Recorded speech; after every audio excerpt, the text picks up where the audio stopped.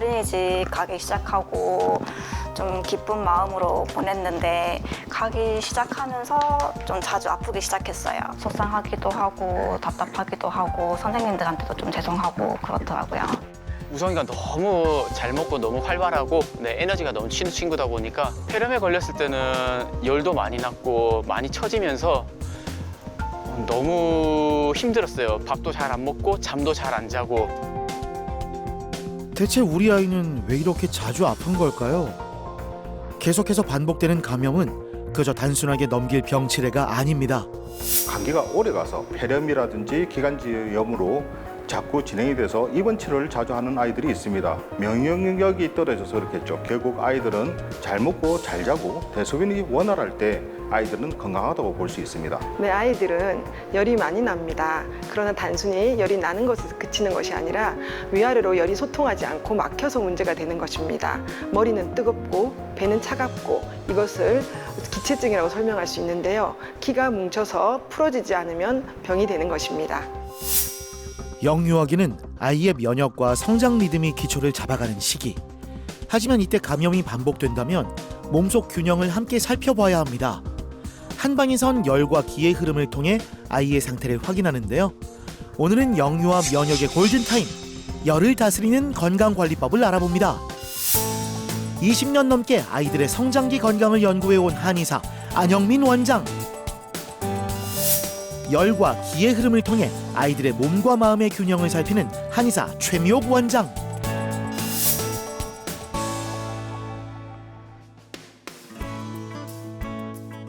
올해로 4살이 된 시원이는 작년부터 어린이집 생활을 시작했습니다.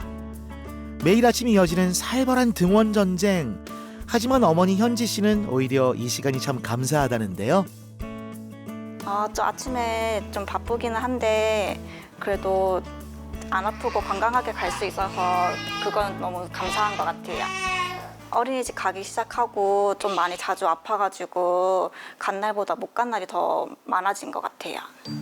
기간 생활을 시작한 이후 부쩍 아프기 시작한 시원이 감기와 장염 등의 각종 전염성 질환을 겪기 시작하면서 병원을 찾는 일도 잦았는데요.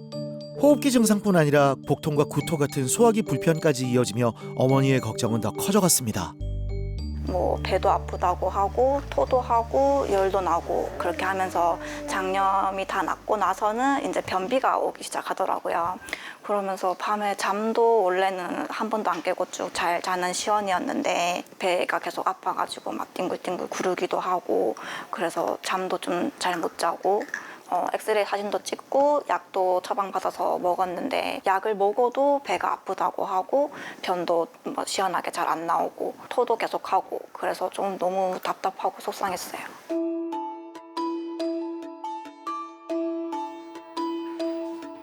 작년 10월 첫 내원 당시 시원이의 상태는 상체 쪽에 열이 많이 뭉쳐있는 상황이었는데요. 어린이집에서 군것질을 시작하게 되면서 호흡기와 소화기 또한 약해진 상태였습니다. 아이에게 열이 난다는 것은 양방향적으로 고열이 난다든지 그런 의미가 아니라 아이에게 사실 성장 에너지라고 볼 수 있습니다. 이것이 뭉치는 게 문제가 되거든요. 특히 이제 머리나 가슴 쪽에 뭉친다든지 또 배 복부에 뭉친다든지 하복부에 뭉치면서 그것이 질환이 되기 때문에 문제가 되는 겁니다. 한방에서는 그것을 기체증이라고 말을 합니다. 이처럼 열과 기운이 한 곳으로 뭉치게 되면 작은 증상들이 쌓여 병으로 이어지게 되는데요. 이때 아이의 몸은 신호를 보내게 됩니다. 자는 동안 식은땀을 흘리거나 베개가 젖을 만큼 땀이 많고 감기에 자주 걸리거나 낫는데 오래 걸리는 경우, 또 잠을 깊이 자지 못하고 자주 깨거나 피부 가려움이 반복될 때도 있는데요. 여기에 산만한 모습까지 이어진다면 아이의 몸 상태를 살펴볼 필요가 있습니다. 더불어 이 시기의 아이들은 언제 자고 무엇을 먹고 배변은 또 어떤지 생활 습관 하나하나를 꼼꼼하고 세심하게 챙겨보는 것이 중요합니다. 요즘 먹는 거 어때요? 먹는 거 잘 먹고 그렇죠. 네. 일단 이렇게 되면 아이가 컨디션이 나쁘지가 않으면 가스가 덜 차게 되면 먹는 거 괜찮을 거고 야 시원아 밥 좀 더 잘 먹어서 키가 좀 더 많이 컸으면 좋겠어. 네. 알겠지? 소화기가 약한 편이라서 좀 잘 먹는다 해서 욕심내시면 안 돼요. 선생님 그러면 그 잡곡밥은 먹여도 되나요? 잡곡밥이 이게 식이섬유가 많다 보니까 생각보다 소화가 잘 안 됩니다. 잡곡밥이 몸에는 좋습니다. 그게 해당이 되는 것이 성인일 대상이라는 겁니다. 유치가 빠지고 연구치가 나는 초등학교 1, 2학년 때부터 먹기를 권해드립니다. 일단 먹어서 아이가 소화가 되고 속이 편해야지 그게 건강에도 좋은 것입니다. 이유식 같은 경우는 원래는 첫 치아가 나는 6개월 이후부터 먹는 것이 원칙인데 소화력이 좀 떨어진 아이들 같은 경우는 좀 늦어도 전혀 상관이 없고 만약 이유식을 시작한다 하더라도 아이의 변 상태와 아이의 컨디션을 체크하면서 먹이시는 것이 무엇보다도 중요하다고 봅니다. 시원이는 체질에 맞는 한방 치료를 시작하면서 생활 습관도 조절했는데요. 먼저 군것질을 줄이고 건강한 간식과 식사 위주로 식단을 바꿔나갔습니다. 이와 함께 증류한약을 복용하며 몸 상태를 관리했는데요.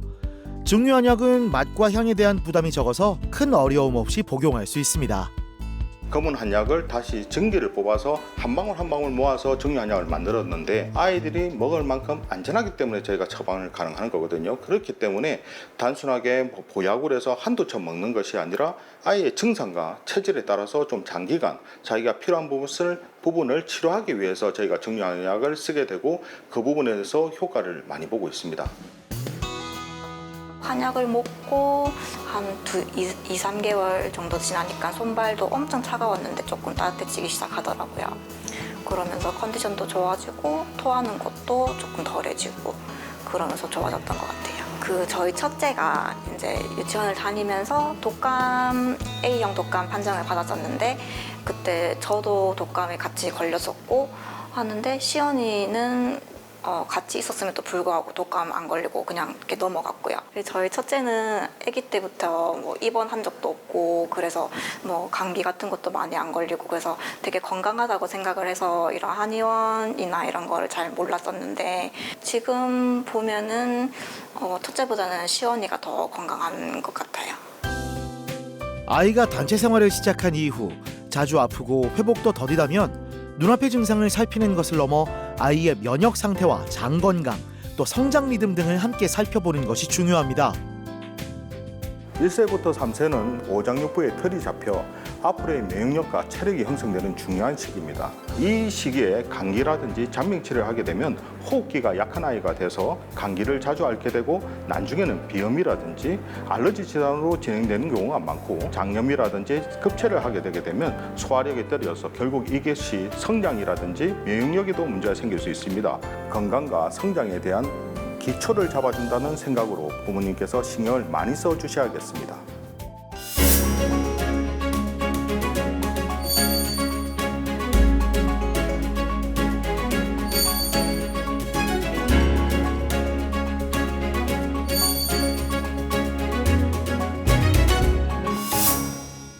또래 아이들처럼 신나게 놀이터를 뛰어다니는 우성이.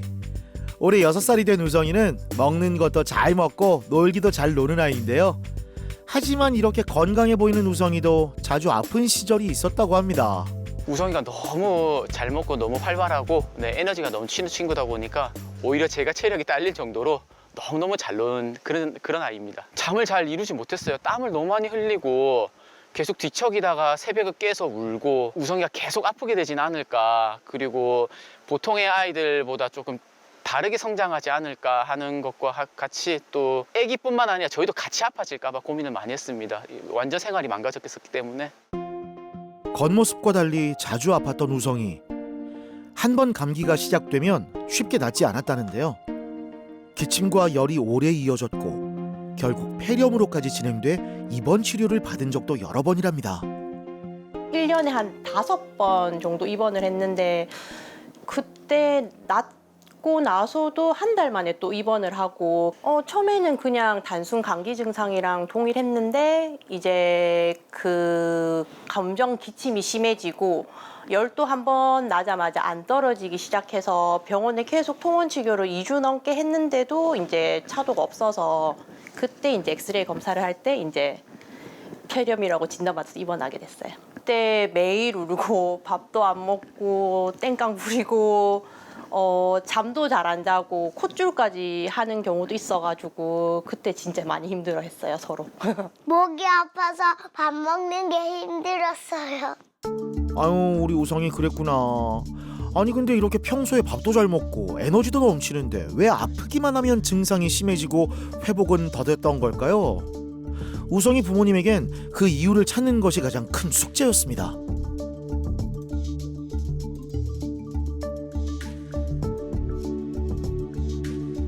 첫 내원 당시 우성이의 키와 몸무게는 약 90cm에 14kg. 몸무게는 또래와 비슷했지만 키는 작았습니다. 당시 우성이는 잠을 쉽게 이루지 못했고 자주 깨는 편이었는데요. 상체 쪽에 열이 쏠리게 되면서 상열 하안이라서 머리 쪽에 열이 뭉치다 보니까 항상 가슴이 갑갑하고 답답하기 때문에 가만히 있지 못하고 또 수면에도 문제가 생기게 됩니다. 이 증상이 있는 아이들이 대부분 호흡기가 약하거든요. 그래서 이런 아이들은 키에 비해서 몸무게가 모자라지 않기 때문에 무조건 보약을 먹으면 오히려 그 열이 더 뭉치기 때문에 오히려 더 안 좋은 경우가 생길 수 있습니다. 이런 아이들은 첫 번째 그 열이 뭉친 음식을 다 드러내야 되거든요. 그래서 이 음식이 뭐냐면 일단 단 음식입니다. 그리고 과일도 생각보다 가당이 많다 보니까 너무 달거든요. 그 과일을 먹지 말라는 건 아닙니다. 근데 과일이 먹을 양이 생각보다 적습니다. 각자 주먹 정도 양이거든요. 그러다 보니까 아이들 같은 경우에는 딸기 2알, 3알 그 정도 디저트 정도로 먹는 것이 제일 좋습니다. 먹는 거를 일단 조절하면서 기의 소통을 원활하게 해줄 수 있는 한방치료로서 아이들한테도 안전할 수 있는 중요한 약으로 치료하면서 감기가 걸려도 쉽게 이겨낼 수 있는 몸이 상태가 되었습니다. 요즘 먹는 건 어때요? 먹는 것도 잘 먹긴 해요. 원래 조금 편식이 있던 친구긴 그러니까요. 하니까.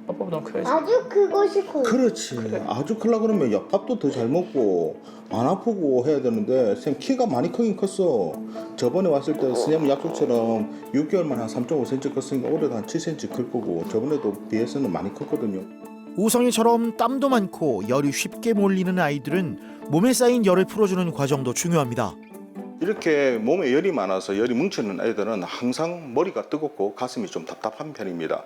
그렇기 때문에 자연스럽게 많이 움직임이 많거든요. 어린이집에서는 활동량이 워낙 많다 보니까 표가 나지 않는데 초등학교 들어가서 의자에 딱 앉게 되게 되면 그 갑갑증이 더 심해져서 아이가 장난이 심해진다든지 아니면 갑자기 고함을 지른다든지 이상 증상을 나타낼 수가 있거든요. 그렇기 때문에 이때는 운동을 많이 하는 게 좋습니다. 아이의 몸을 차갑게 만드는 게 아니라 발산을 시켜야 되거든요. 그 뭉쳐있는 열을 풀기 위해서는 첫 번째는 운동이고 두 번째는 먹거리 관리입니다. 초등학교 때 무조건 공부도 좋지만 많이 뛰어놀았으면 좋겠습니다. 우성이에게 필요한 건 단순히 기운을 보충하는 보약이 아니었습니다. 몸에 뭉친 열을 풀어주고 기의 흐름을 원활하게 도와 몸의 균형을 되찾아가는 치료가 필요했는데요.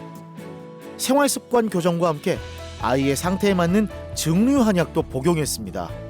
맛과 향에 대한 부담이 적은 증류한약은 우성이가 복용하기에도 수월했다는데요.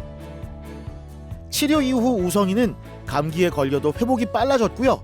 105cm에 18kg까지 자라며 안정적인 성장 흐름을 보이고 있습니다. 땀을 덜 흘리고 잠을 잘 자고요. 그 다음에 이제 밥도 잘 먹고 예전보다 훨씬 더 감기가 걸려도 가볍게 지나가고 뭐 폐렴이나 입원이나 이런 게 안 하는 게 가장 좋아진 것 같습니다. 에너지가 훨씬 더 많아진 건 사실이에요. 아무래도 잠을 좀 푹 자다 보니까 더 활발하게 노는 것 같고 네, 좀 더 짜증이 조금 덜해졌다는 게 가장 큰 달라진 점인 것 같습니다. 다른 건 모르겠고 이대로 그냥 건강하게 아프지 않고 네, 잘 자라줬으면 좋겠습니다.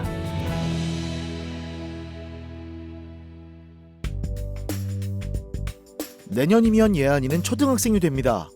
유치원의 가장 큰 형님답게 의젓한 모습이지만 예안이 역시 병치레로 고생이 많았다는데요.